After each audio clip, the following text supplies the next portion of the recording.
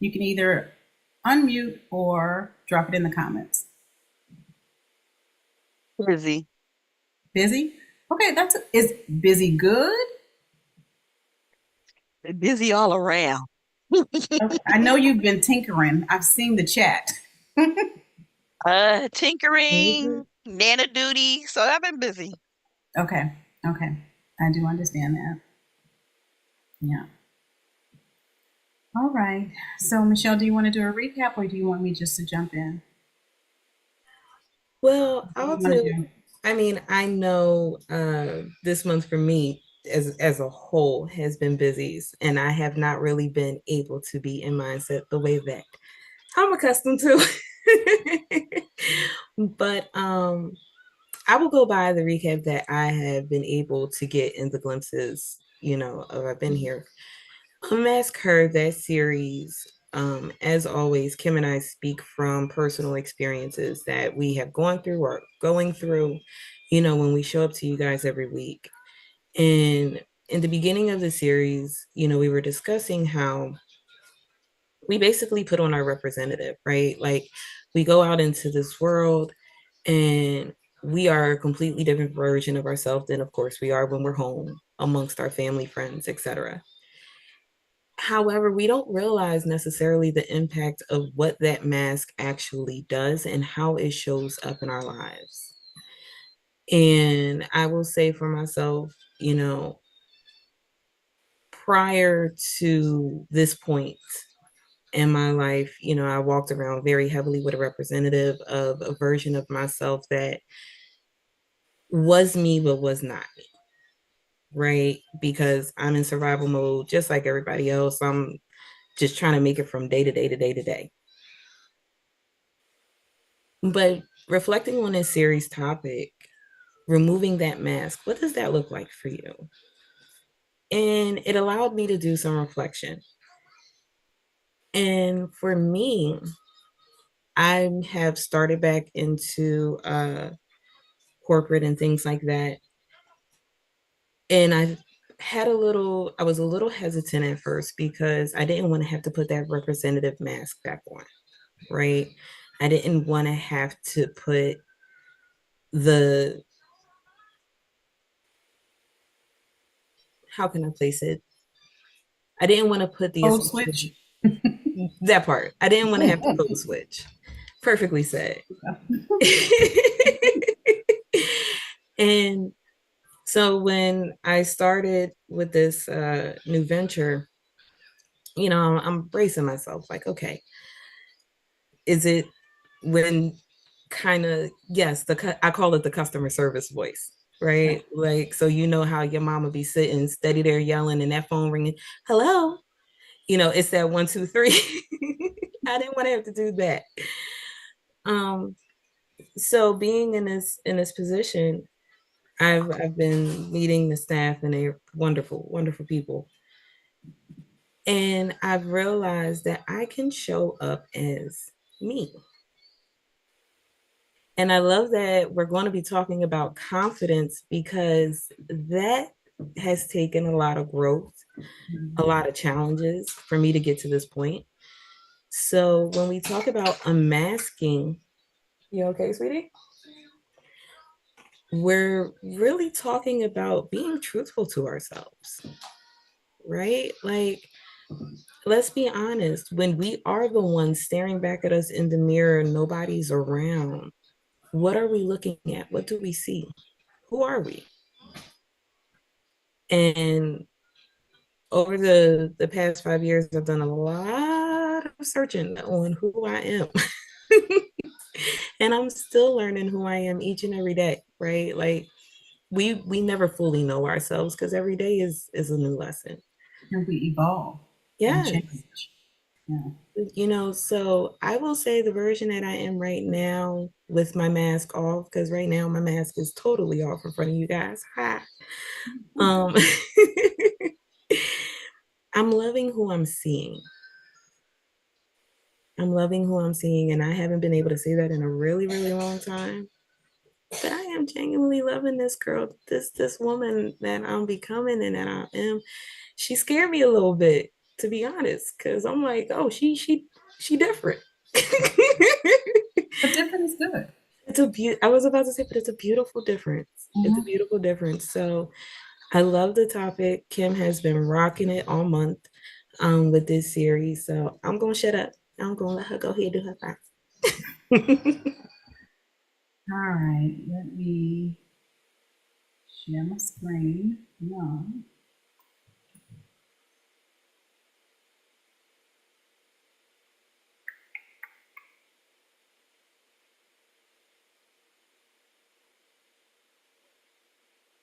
it's the other button.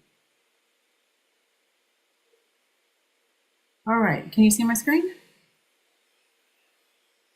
Yep. Okay, perfect. Okay, so week one, we're going to go through week three really fast so that we can head into week four. Week one, we talked about the masks that we wear, all the different masks that we wear. Week two, we talked about unlearning approval addiction.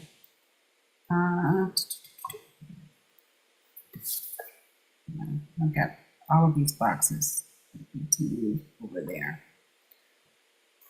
Okay, so week one, every mask starts off as protection, but if we keep wearing them, we keep wearing them out of fear.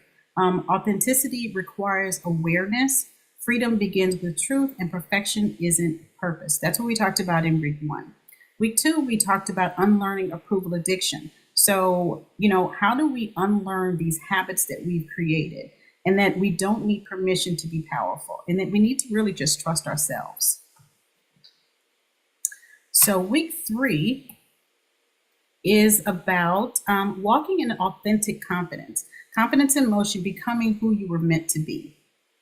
So, for you were created in most being, you knit me together in my mother's womb. I praise you because I am fearfully and wonderfully made. Your works are wonderful. I know that full well. I absolutely love all of the books and all the Psalms. But in this one, David is talking about, he's praising God for that he's fearfully and wonderfully made. Okay, so what is authentic confidence? Authentic confidence is it isn't pretending that you have it all together. It's trusting who you are becoming, even in the process of whatever you're going through. It's not arrogant, it's assurance. It's not loud, it's grounded. And it's not about perfection, it's about progress. So approval seeking versus authentic confidence. So if you're approval seeking, that means that you need validation from somebody else. You have fears of rejection. You perform for applause, and you doubt your own identity. When you're practicing an authentic confidence, you act in alignment. You accept redirection. So if someone says, "Hey, that's not right," you're okay. Say, "Okay, lead me, guide me." You move with purpose, and you walk in divine design. Confidence doesn't come from being liked, it comes from being aligned. So, confidence grows every time you keep a promise to yourself.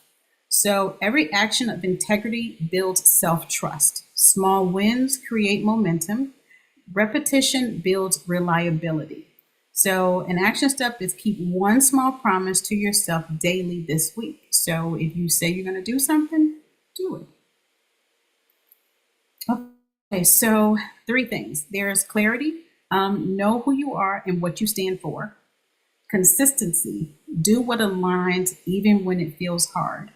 And three, courage, act before you're ready. It is easy to get stuck with that imposter syndrome, like you can't do something. But a lot of times we have to stretch ourselves to move forward because if we don't, then we're going to still be in the same position next year that we were in the year before. So here's an affirmation: I don't wait for confidence, I walk in it. So, what's stealing your confidence right now? Is it comparison? You comparing yourself to somebody else? Is it self doubt? You're doubting your abilities, even though you know good and well you can do it. Is it fear of failure or is it fear of success? Because that's one too. Are you overthinking or do you have imposter syndrome? I think over time we've all had doubts about one thing or another, but we cannot allow our fears to hold us back. If I always say that if God gave it to you, then He's going to see you through it. It may be a little difficult, but everything that we do is not supposed to be easy. Okay, so confidence doesn't remove fear, it rewires your focus. Um, Feel the fear and move anyway. I always say that I strap my fear in the backseat of my car and I just get all gas, no brakes. So if she fall and she moving around, she in the back seat. She's not in the front seat with me. I'm gonna do it anyway. Because if you continue to live your life in fear, you will never move forward and you'll never know what you were made of. You know, we can't be comfortable in everything that we do. The only way that you're going to grow is you have to do some things that are uncomfortable. And with that comes growth. Action creates evidence. So you got to move. Faith builds boldness through repetition. So the more you do things, the better you'll become at it. So think about, even as a child, when you first started walking, if you kept the fear, you'd always crawl. You'd never walk. You'd still be crawling. So one small action forward your goal in 2026. So think about, what's one thing that you want to complete in 2026 and just do it anyway. So even if you're uncomfortable, even if your voice is shaking, even if it scares the bejesus out of you, take small steps to start working towards that goal because you will be really surprised at what you can do. Confidence shows up through your presence. It's how you speak, how you show up, and how you lead. So, mini reflection. Where are you dimming your light? Where is one area in your life that you've been dimming your light, and why are you doing that? And how can you start showing up more fully in your truth? Confidence isn't volume; it's visibility. So, what does confidence look like for me right now? Who, not who I used to be. So that's the question that I'm going to ask you guys. What does confidence look like for me right now? Not who I used to be. For me, I'm going to answer this. I I was am about to say. moving, I'm moving even while I'm scared. I take my quarter Xanax and I'm keeping it moving. That's me. That's me. Because at this point, I have to move my camera over because I keep looking. I am in chapter 55, and I don't know how many chapters I have left in my book, but I refuse to not proceed when God has given me something. You get these downloads, and I've, for 50 some odd years, held on to them out of fear of one thing or another, whether it was imposter syndrome or whatever. But it's my own fear, and I don't know if it's because I don't really care about what other people think. That I don't care about. But it's an underlying, and I don't even want to unpack what it is. But I'm not dealing with that anymore. So as uncomfortable as things are for me, I'm moving forward anyway. So that's how confidence I'm showing up different now. So, what does confidence look like for me right now? Not who I used to be. So, for me, I'm doing it anyway with the quarter Xanax. If the quarter don't work, then I'm taking a half. But I'm no longer going to stay in the same position that I was in, in the past. Anybody else? I love that. I love that. Um, for me, confidence looks like trusting myself again. Uh, Learning to fall in love with me again. Ooh, that's a good one. You know, and it's a journey. It's a deep one needed, but with the progress, I can see the confidence coming back. The version of me that walks a little different, a little taller, head a little higher. Because I'm already short, so I need every inch that I can get. It's all right. Okay. So, can I ask you a question? Mhm. How did you lose your confidence? At what point did you lose your confidence? That happened, I will say. I need to charge my tablet. Here you go. I got the place. That happened when I was young, very, very young, like little girl young. Mainly because when I was a child, I used to stay sick, and to assist, I would be on prednisone, so I would blow up. And of course, a young girl already at the point of her life of trying to come into herself and figure herself out and, being sick and having to take the medicine, but and the medicine's making my body change in ways where I'm like, whoa, hold on, what's going on? Mhm. You kind of like you go through that motion of, getting mad at yourself, not appreciating yourself. The one moment.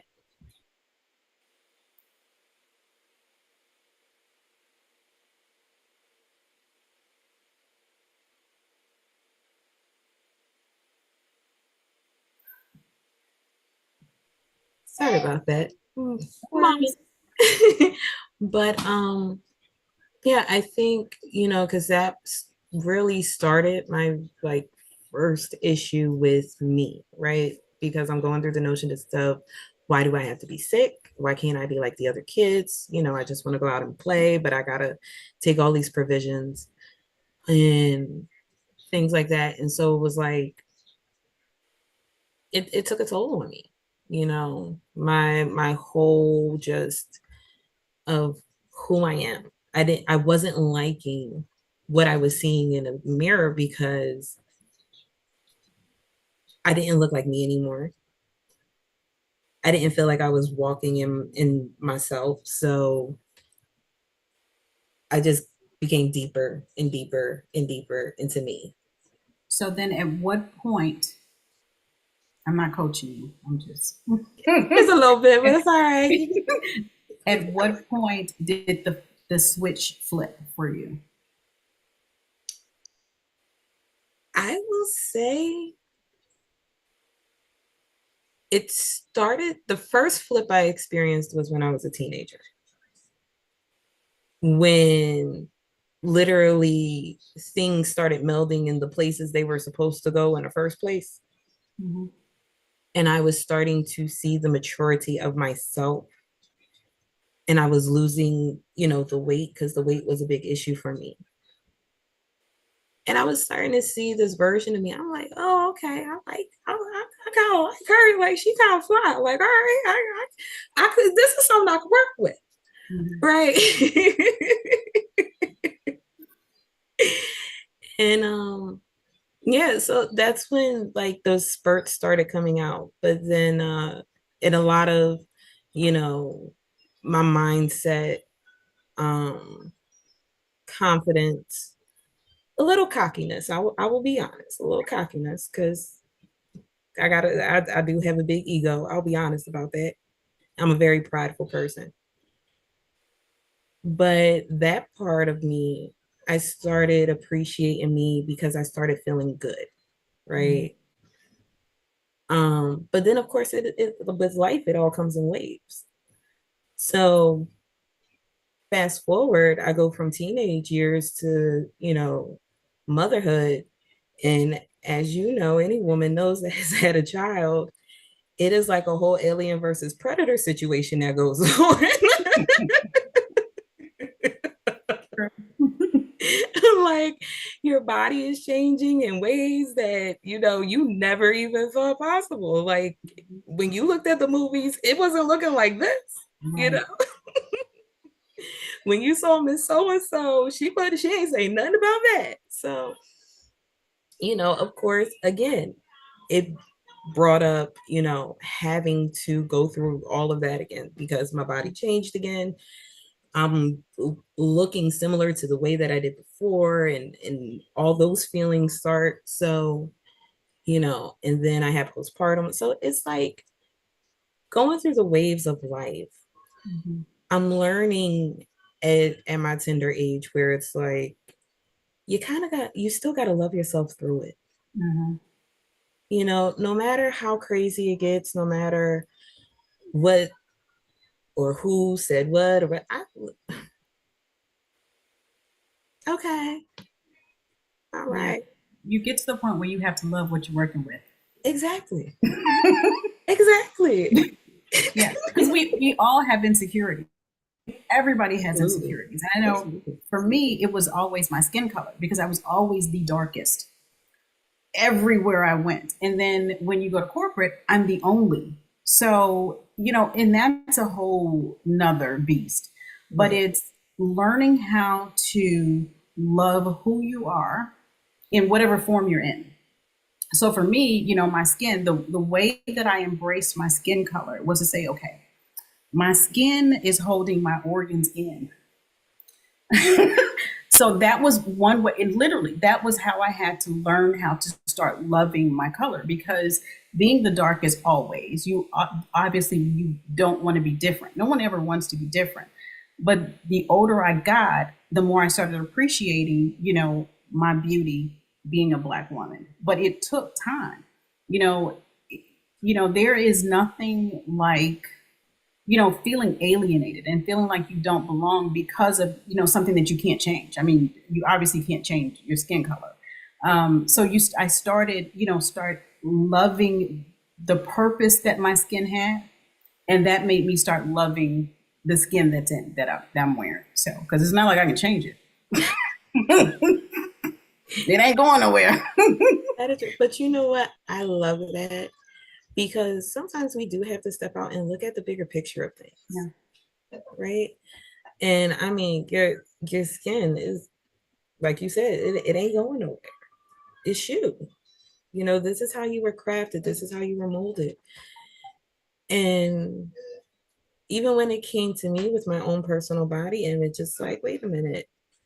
I had to learn to, as they call it, the mom bod, right? So I had to learn to love those stretch marks, love those little differences, those little dimples and this and that, because I look at it now and my son being a whole teen and everything now, it's like, that's my reminder, like, wait a minute, it did start here with me. Can't nobody else say that. So yeah, my stomach may not be, those with that washboard flat and all that other stuff, but I'm okay with my little roll on the side.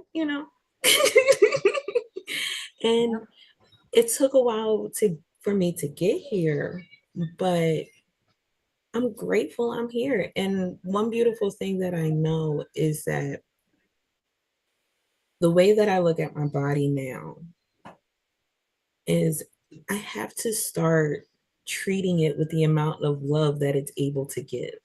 Yeah.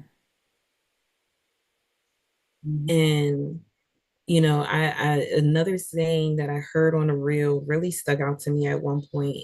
It goes, we are we are so quick to say, oh, I would die for my kids. But what would it look like if you said I would live for my kids? Yeah. And I thought about that. I'm like, of course, we say that in retrospect, but it's really that alternate. What does it look like to fully live in you? And I'm finding that out. It's a roadmap that Siri can't help me out on this one. But that's really great that you're seeing it at your age. A lot of times we don't get that wherewithal until you my age. And it's like, okay, I'm fighting the clock. So, but it's great that you realize it, now, because you definitely will move different than say I did in my 30s. I didn't, it was like I woke up I was 25 and I was married with a kid. I'm just like, how the hell did that happen? I'm like, okay, well, I love him and I like the little boy. So I guess, we good. But we rocking this out. I guess we're all right. But, you evolve and you change as a person. And I wish that I had that when I was in my 30s, because then you would have really been kind of unstoppable, that. But that's okay. I'm catching up. I'm catching up. But you know what? You say catching up, but you're literally right where you needed to be, right where you need to be. And it's crazy when we say that, because of course we always think of like, well, if I've had this knowledge now and I took it back when I was younger, I'd be in a completely different spot. But then no, God would not have given me my body with my wisdom. I would not be the same person. Girl, that's a whole nother conversation. That's a whole YouTube. That's a ladies' night conversation over Right. timeless. That part. where we could cut up a little bit. We be in front of company right now. But but you know, you're right. Like there's always parts where we're like, oh, if I could have put this part of my life and that part of my life and this part of my life and that part of my life together, you know, it would be quote unquote the perfect picture. But who says that? Who says? Because all those beautiful parts that we would sit up here and say, okay, this is what, you know, would create my beautiful masterpiece. You have to realize, even on a puzzle board, you need those odd shapes. You need those odd moments in your life to fill in those lesson plans that is above you, right? With me as a child and my illness, I understand that it was bigger than me. It's still bigger than me because what I have on my heart. So yes, that was a part of my journey and I had to learn my lessons through it and, you know, beyond. But I needed that bump in the road so I can do a midweek mindset after hours and be able to talk about it. Because And because every trial that we go through or every issue that we go through is really a testimony for somebody else. True. You know, to say, hey, you know what? If I got through it, I know you can too. You know, all of the things that we go through are not, yeah, they're tests and they're trials. And here's the caveat is if you don't get it that first time, it's going to come back around again.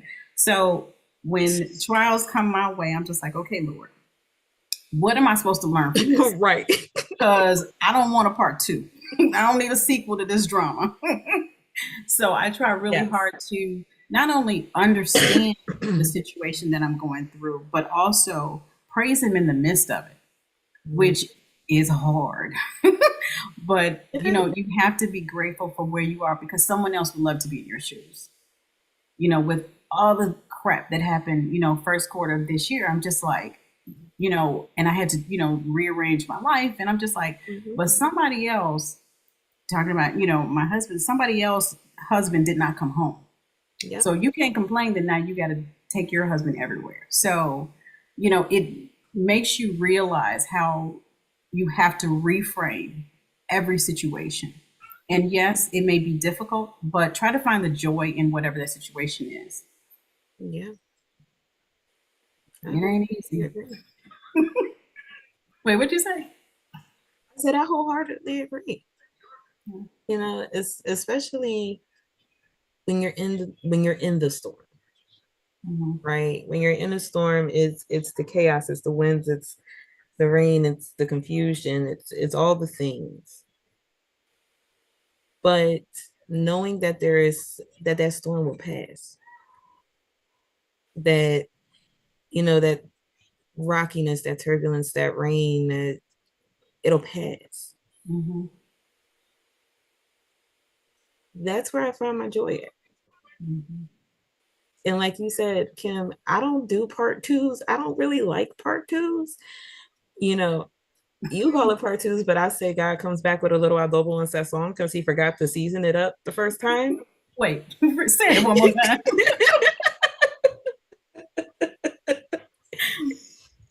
I usually say God comes back with some adobo and sazon because he forgot to season it up the first time. Okay. Yeah. Yeah. Because if you, and that's the crazy, if you don't get it the first time, it's not, you have to learn the lesson and realize that you're being tested too, you know, while it's going. Yeah. Yeah. Yeah. I don't need a sequel. I'm good. Okay. Anybody else? The question was, let me get back to what does confidence look like for me right now? Not who I used to be. If there are no questions, we can go to week 4. Okay.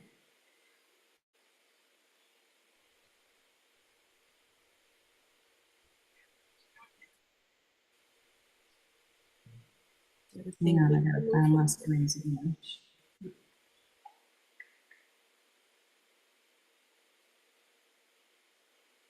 Okay, can you see my screen? Yep. Perfect.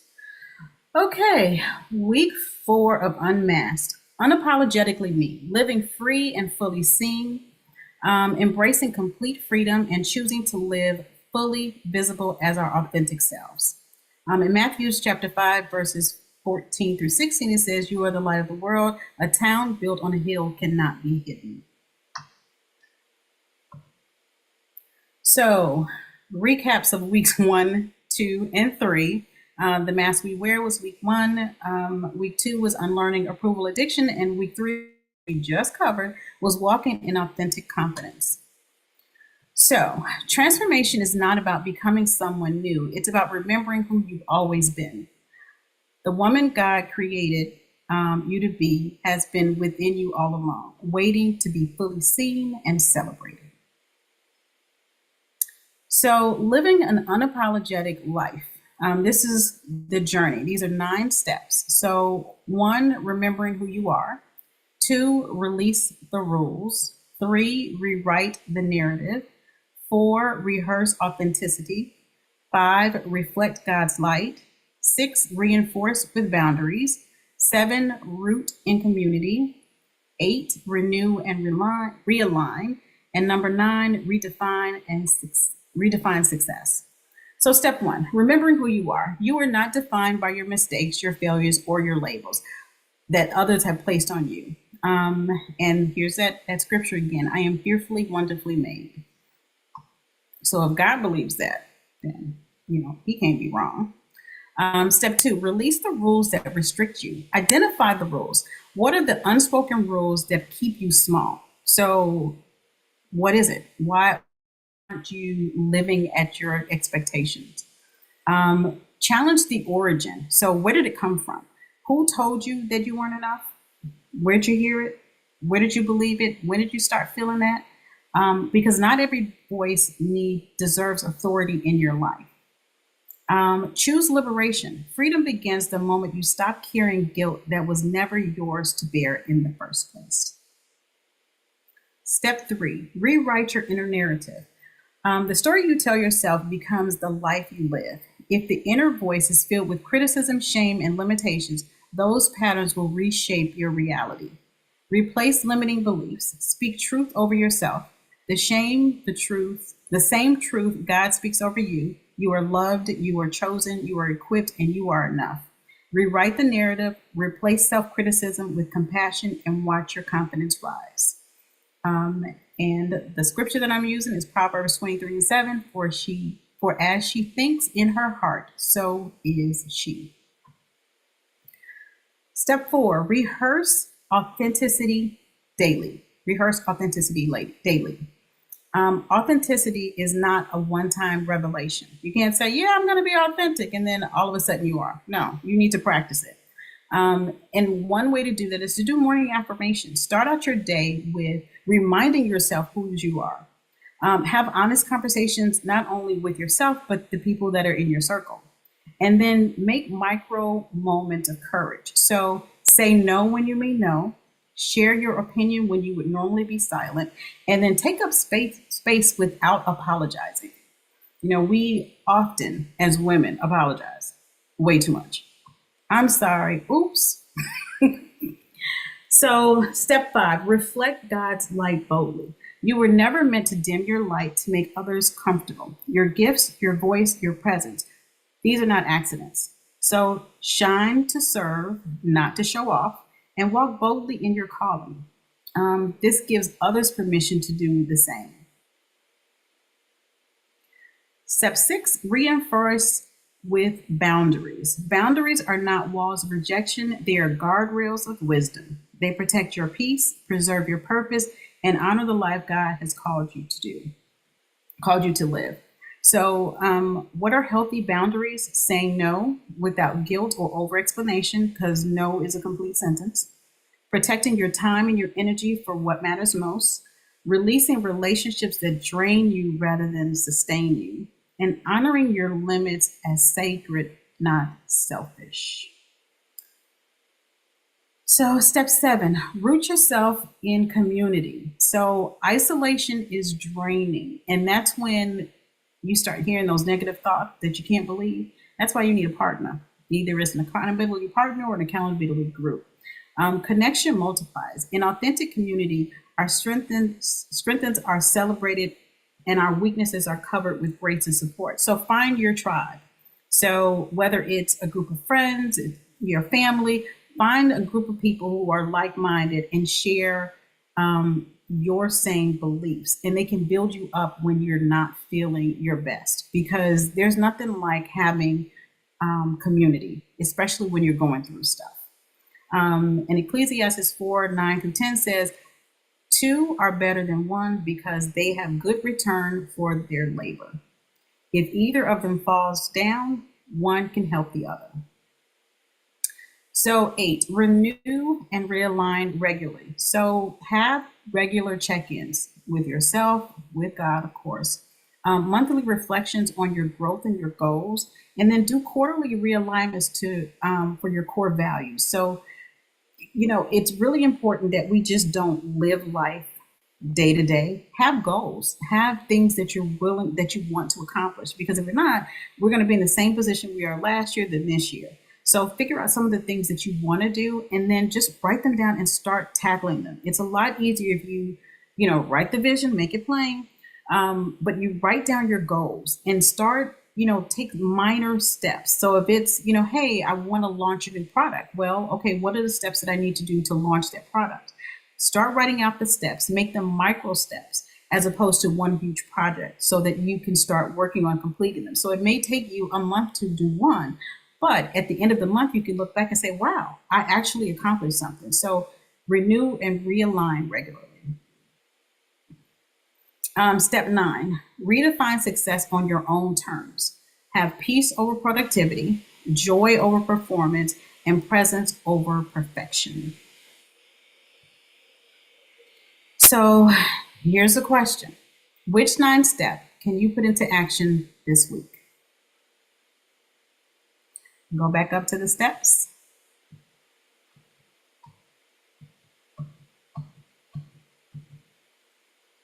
Remember who you are, release the rules, rewrite your narrative, rehearse authenticity, reflect God's light, reinforce boundaries, root in community, realign, renew and realign, and redefine success.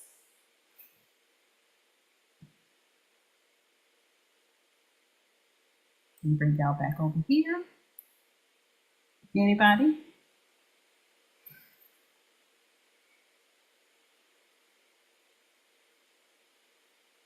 I think I'm doing all of them. I don't want to pick just one. And I think that for me, I've been doing them slowly but surely. Slowly but surely. Maybe not every single day, maybe not every single week, but I've definitely been working on these 9. Absolutely. We have renew and realign in the chat.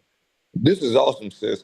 Remember who you are is very, very important, especially to an individual like me who you actually knew more than most people in here. I'm sorry, y'all. I'm one of the only 2 men in the room and everything. My name's Mashoud. And hey, and I've heard and I've seen many of these points, but remembering who you are is very, very important, because, man, that's where it all started. You got to go back to the basics and everything. I remember who you are, what got you to where you are or where you were. It's all about growth and development. I'm liking what I'm hearing right now. Thank y'all for inviting me. Mm-hmm. Of course. You're welcome. Thank you for coming. Yeah, it's, and who you are changes because we evolve as people. I know I've said this before. I am not the same chick I was in my 20s, my 30s, my 40s, and now I'm in my 50s. Yeah. I ain't that same chick. And not that I've changed so much, but I have definitely evolved. And I love who I am. That's what I think is more important than anything.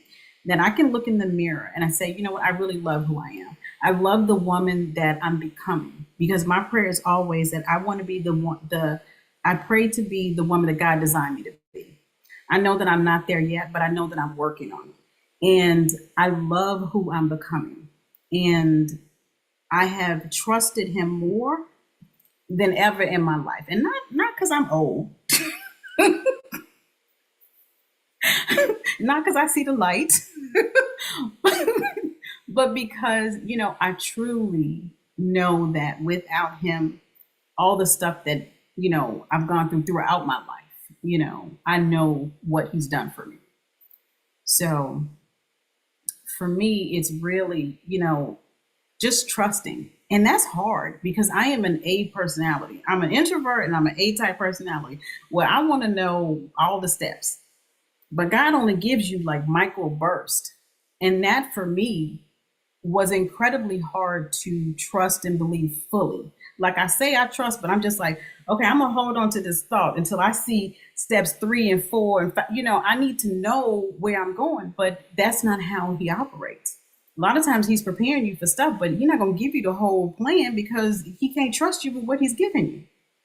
So I've learned that. I don't know how I got on that tangent, but A whole message that needed to be heard. I'm like, where did that come from? But I'm learning to trust the process. And I told you, we've shared this. I've shared this before. I said, if God opens a door, the least that I could do is walk in, because so many times opportunities have come up, and I'm just like, but they could have been good opportunities. And that could have been a blessing in disguise, but because I was being, the introvert Kim, and want to be in the background and want to be a solo this and a solo that, and I operate by myself. Yeah, okay. How's that working for you? So. And you got there because of me. I apologize. I didn't mean to take you off your course by just elaborating on what I was talking about in regards to me getting back to who I was. No That's worries. how you got there. No worries. Yeah. So anybody else? I'm not even sharing my screen anymore. Janice said renew and realign. Yeah. Go back to, because you are still showing your screen, but it's showing the question. You got to go back to all nine. Here we go. Is that the right one? I have so many screens open. Is that the right one, Michelle? Yes. Okay, perfect. Okay, so anybody else want to share? If not, I do have another question. I can't share at the moment, so next question. No worries. No worries. Okay, so can you still see my screen, or am I showing a different one? You're showing a different one. Hang on.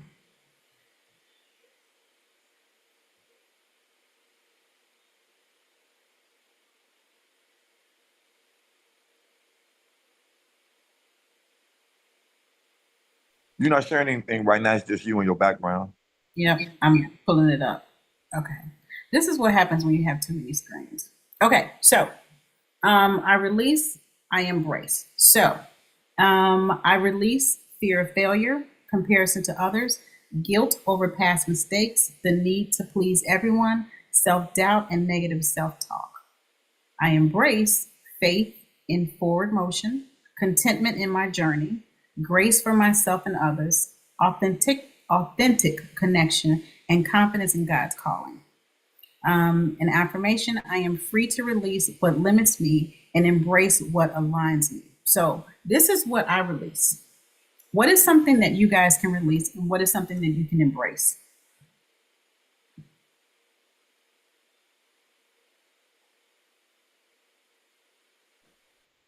I can go.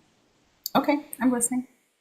I can release what I think other people feel about me. I can release that. That's good. And can you embrace? What can you embrace then?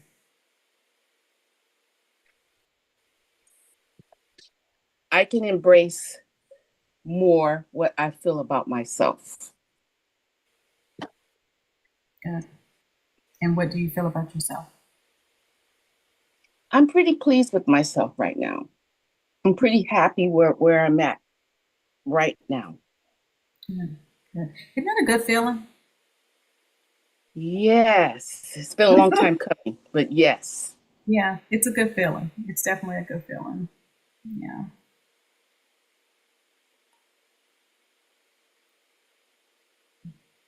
So anybody else? I release. What are you releasing and what are you embracing?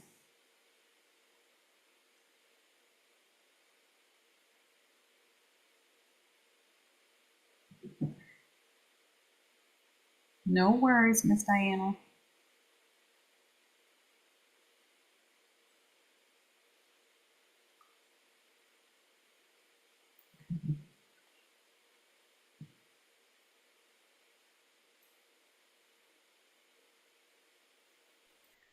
Okay. I got the little person. Oh, no worries. No worries at all. Okay, so I have not one journal, but two journals. So give me 1 minute to pull them up. Michelle, do you want to talk about what the question was? What I released was fear of failure, comparison to others, guilt over past mistakes, the need to please everyone, and self doubt and negative talk. I embrace faith in forward motion, continue my journey, grace for myself and others, authentic connection, and confidence in God's calling. Anything that you release and embrace? I release I release other people's BS. Oh, that's good. Because it's not yours. It's not mine. I'm glad that came out very PG, but yes. But what I embrace is by me releasing that, I am opening up space for me, for writing my genuine side of my story, not from other people's perspective or perceptions or opinions, but genuinely from my spot, my eye. So I'm gonna go back on mute because I got the Okay. Okay, I have two journals for you guys. This one is from because we weren't here last week. Let me share my screen. The code is mindset, all caps, for free. So here is week 3, walking in confidence. Every mask removed reveals miracle in motion. Here's a prayer and power and the power phrase. Here's a goal worksheet. Day 1, confidence begins with clarity. Day 2, keep the promise.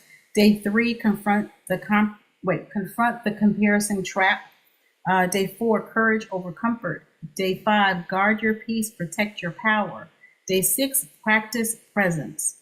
Day 7, celebrate progress, not performance. So that is the journal for week 3. And hang on for the journal for week 4.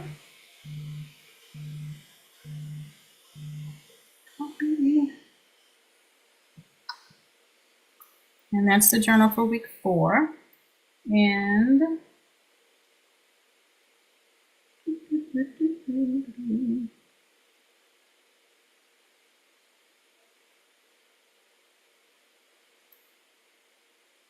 all right, can you see my screen? Yep. Okay. Yep. So is unapologetically me. For this welcome letter, you don't need permission. Your light is your ministry. Power and purpose. What happened to my picture? There was a picture there. Goal and action. Day 1, freedom to be seen. Day 2, release and receive. Day 3, radical self-acceptance. Day 4, vulnerability as strength. Day 5, permission to shine. Day 6, celebrating the becoming. Day 7, letter to my unapologetic self. So the code for both of those are mindset, all caps, for free. Awesome series, ma'am. Awesome series. And I would love to say, even though this is a female dominant room, we definitely welcome our gentlemen in here without a doubt. You know, and I'll be honest, it takes a very special type of man to be able to sit in a room full of women. But, as long as the message resonates and, provides insight, that's really and truly what we ask each and every mindset. This series, it may be titled Unmasking Her, but again, we all wear a mask at some point, in some way, some form. And we all have the journey of what it takes for us to remove our own, and talking about this topic this month. Again, it's been very enlightening for myself. I know it's been enlightening for Kim, because I mean, just from on the outside, looking on the outside in, incredible growth, incredible strength, and totally honored to have her as a co-host. But yeah, you outdid yourself. I mean, I don't know what to say. I gotta figure out what I'm doing next month. I don't know. I'm glad to say my month is over. We rotate every other month with the topic. So, October was all me, and yeah, I'm glad October's over. It's a lot putting all this together on top of everything else. So, yeah. You did it beautifully. Beautiful. I appreciate it. You're welcome. All right, you guys. Well, I thank each and every one of you for spending your time with us this evening. There will be some adjustments coming along the way to mindset. So we will be keeping you posted on what that looks like. But yeah, I hope this resonates. I hope you find value, and I gotta go play referee. So All right. Thank you guys for joining us. We hope that you heard something to move you forward in your journey. Thank you so much for spending a little time with us. And we hope to see you guys back on our next mindset.